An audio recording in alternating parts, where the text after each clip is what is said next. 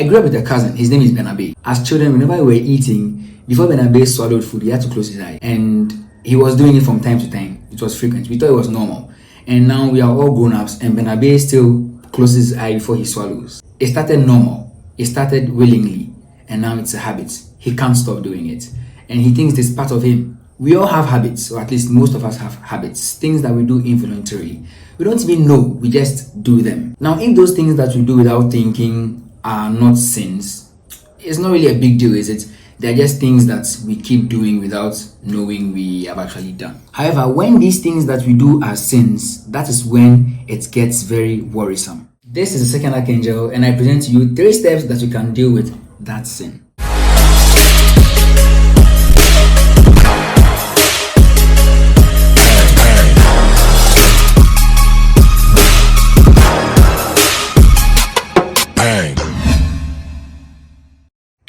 Being stuck doing something that you know is wrong can be frustrating.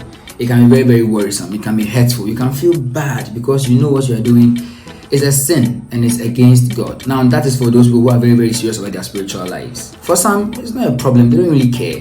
Their spiritual life is not even an issue, so there's no reason to even think about their sinful addictions. However, for every serious Christian, the first thing they do, and which I also recommend to you, when you realize that you have this recurring sin that you do constantly, is prayer.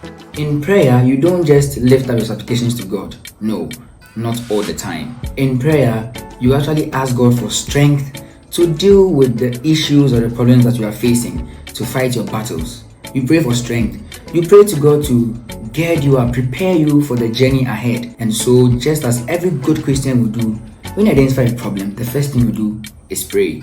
Pray about it. Give it to God in prayer.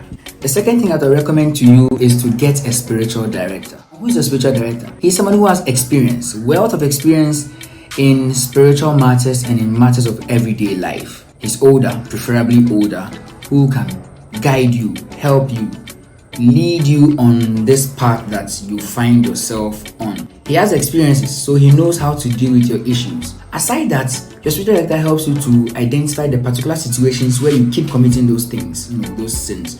And then when you identify situations, he can now help you avoid those particular situations. He is a measure, a gauge. So think of having one. Also, a spiritual director is somebody you can trust. It's somebody that you can confide in. You know that this guy is going to be with me throughout the journey. So you are sure that you can trust him and that your matters and your secrets and your sins are safe with him.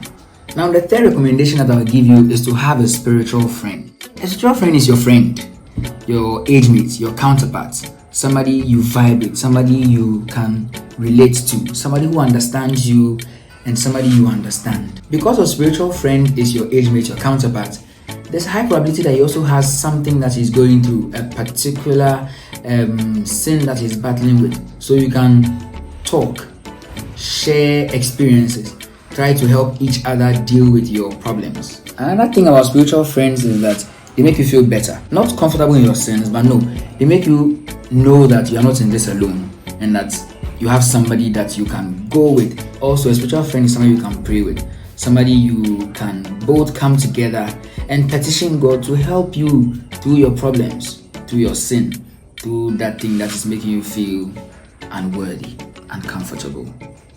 Yes, that's what a spiritual friend does. And hey, spoiler alert, you see, you think this is exhaustive. No, in actual fact, you might not get over your addiction today or tomorrow or next week. It's a struggle.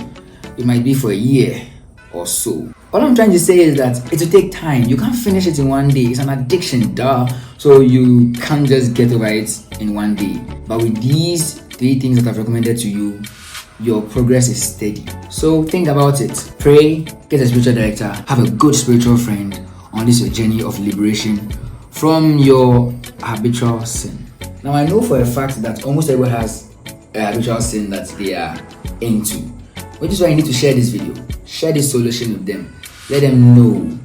Let them also get a chance at being free. If you like this video and you're educated, hit the like button.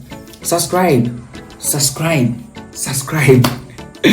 and hit the notification bell so that you get more notifications of the videos that we make. And until I see my next video,